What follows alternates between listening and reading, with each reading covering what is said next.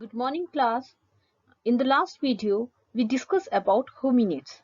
So we saw that hominid they were further subdivided into which, if you can see here, Australopithecus and Homos, they are the most important. Each of these, in turns, it includes several species.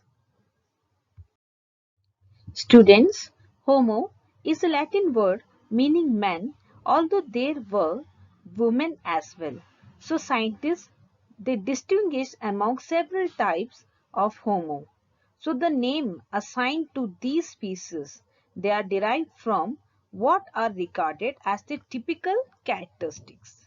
So fossils are classified as Homo habilis, toolmaker, Homo erectus, upright man, Homo sapiens, wise and thinking man. Homo habilis. One of the earliest known human of the genus is Homo habilis, or we called him handyman, who lived about 2.4 million years ago to 1.5 million years ago in eastern and southern Africa.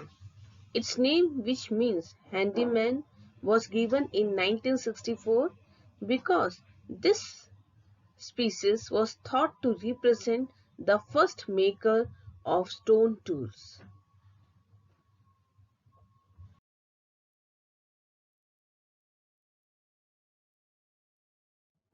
History of discoveries.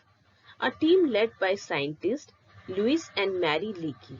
They uncovered the fossilized remains of a unique early human between 1960 and 1963 at Olduvai Gorge in Tanzania. So this type specimen OH7, it was found by Jonathan Leakey, so was nicknamed Johnny Child because this early man it had a features different from those seen in Australopithecus. Louis Leakey, South African scientist Philip and British scientist John Napier declared those fossils a new species and called them Homo habilis because they suspected that it was the slightly larger brained early human that made the thousands of tools. It was also found at Olduvai Gorge. How did they survive? Early Homo, they had a smaller teeth than Australopithecus, but their tooth enamel was still thick and their jaw was still strong, indicating their teeth were still adapted chewing some hard foods. So their main diet was probably wild fruits, roots, nuts and vegetables. Small groups they banded together for protection and efficiency. The size of the group is dependent on the amount of food available. So the scientists have found the remains of the campfire of Homo habilis, but they did not know how to make fire. They have also found stone tools at the site. They have also discovered animal bones as well as to indicate that Homo habilis they probably did not stay at one place for very long but always wandering in search of food.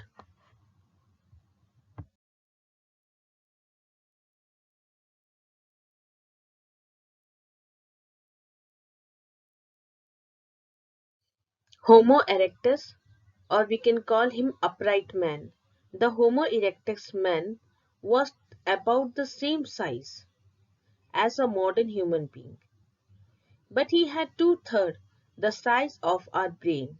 He had considerably improved tool-making skill. He made stone axe and knives which he used as a weapon. Homo erectus was probably the first hunter. The discovery of fire, it changed man's life dramatically. Protect them from wild animals keep them warm in colder regions, cooked their food consistently.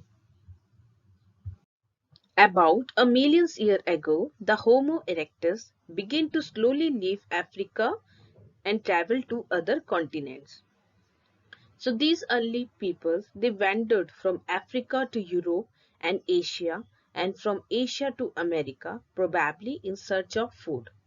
So we get the above information about Homo erectus from a skeleton that was found near Peking, China. That dates to this period. The skeleton has been named as Peking Man. The tools and weapons made by them have also been found. They help us to understand how they lived, where they went, and how they get there.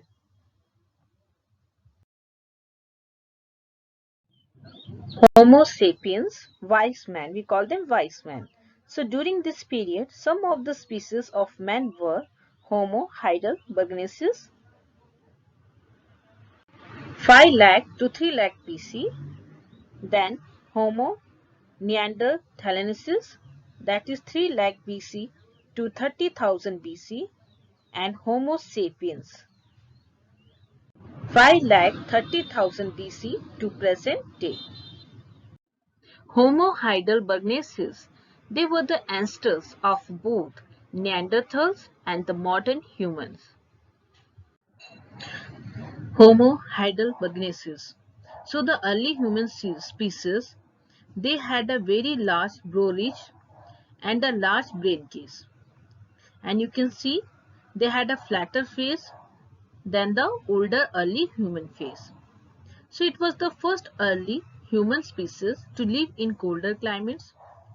Their short, white bodies were likely an adaptation to conserving heat. It lived at the times of the oldest definite fire and use of the wooden spears. Stone-tipped spears, it appeared sometime during the period 3 lakh to 30,000 BC. Where did Heidelbergensis discovered first? So in 1908, near Heidelberg, Germany, a workman found the type specimen of Homo heidelbergensis in the Roche sandpit just north of the village Mauer. This mandible, the lower jaw, was nearly complete except for the missing premolars and first two left molars. Students, Homo neanderthalensis. They are the closest extinct human relatives. Some defining features of these skulls, as you can see in the image, this is the image of an Homo neanderthalensis. Okay, so you will see that some defining features of the skull include the large middle part of the face, the angled cheek, the bones, and you can see a huge nose for humidifying and warming cold, dry air. So their bodies, they were shorter and they were stockier. It means they were broad and strongly built. Another adaptation to living in cold environments. But their brain, they were just as large as are and often larger proportional to their brawnier bodies. So students, now we talk about the Homo sapiens, okay? The species that you and all other human beings on this planet they belong to is Homo sapiens. So during a time of a dramatic climate change, 3 lakhs years ago, Homo sapiens they evolved in Africa. Like other early humans that were living at this time, they gathered and hunted foods and evolved behaviors that helped them respond to the challenges of survival in unstable environments. So students, The modern humans, they can generally be characterized by the lighter build of their skeletons as compared to the earlier humans. So modern humans, they have very large brain which vary in size from population to population and between males and females. But the average size is approximately 1300 cubic centimeters.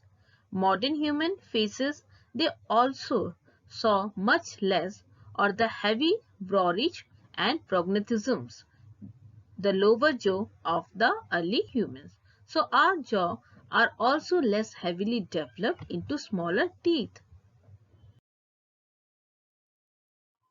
So Homo sapiens, how they survived? So prehistoric Homo sapiens not only made and used stone tools, they also specialized them and made a variety of smaller, more complex, refined and specialized tools including composite stone tools, fish hooks and harpoons, bow and arrow, spear throwers and sewing needles. For millions of years, all human, early and modern alike, had to find their own food. So they spent a large part of each day gathering plants and hunting or scavenging animals. So by 1,64,000 years ago, modern humans, they were collecting and cooking shellfish, and by 90,000 years ago, modern humans, they had begun making special fishing tools.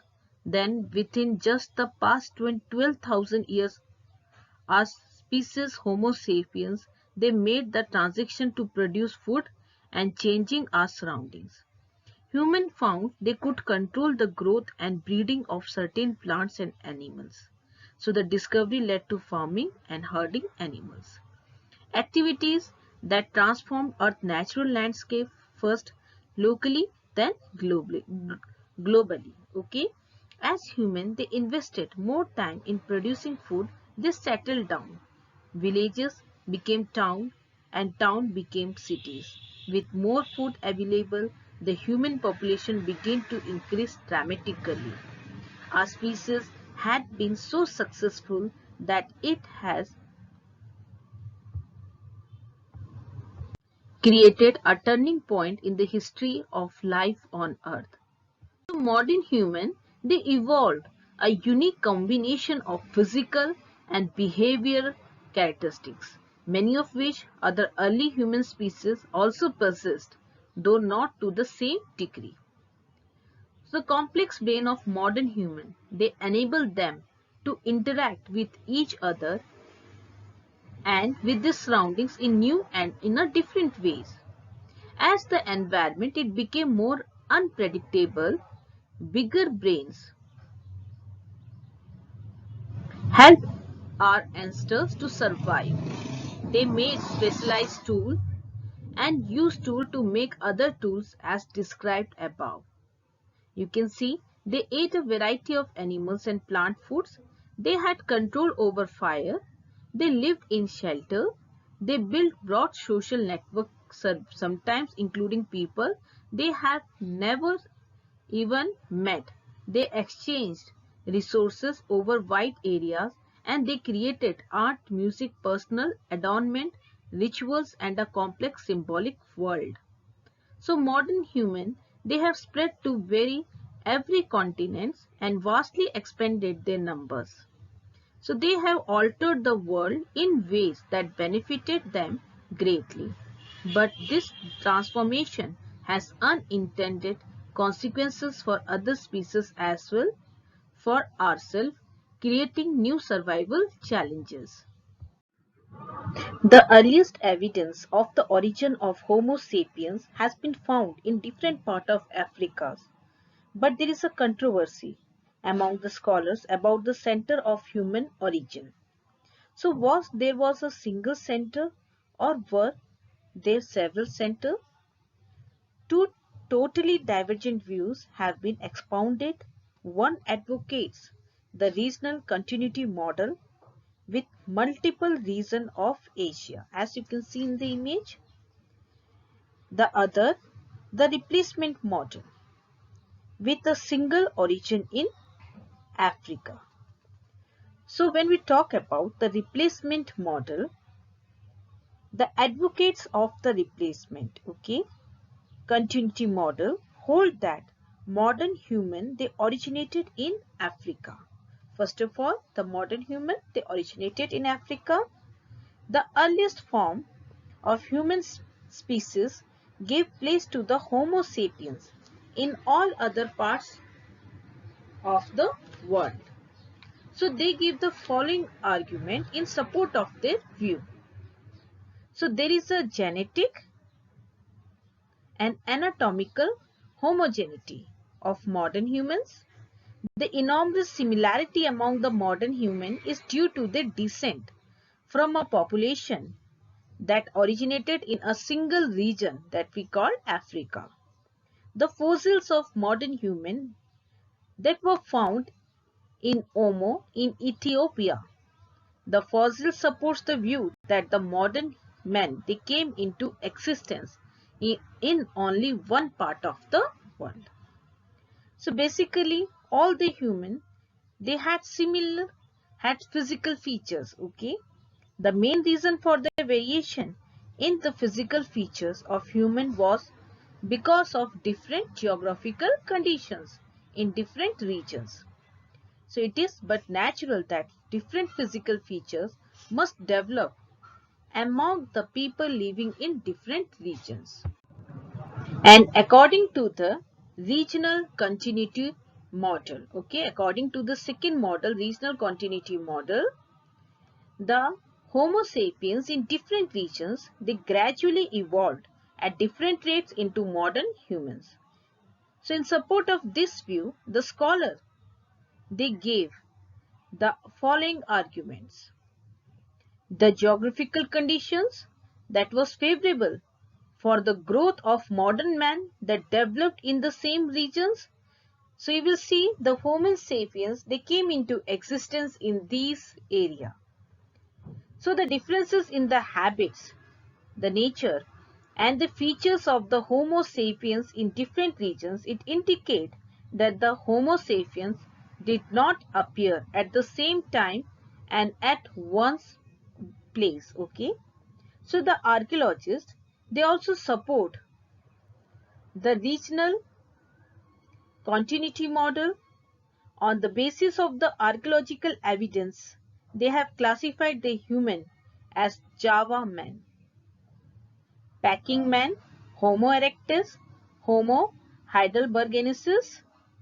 So the archaeological evidences found in France, Mexico, Rhodesia shows that the modern men, they originated in different regions at different times.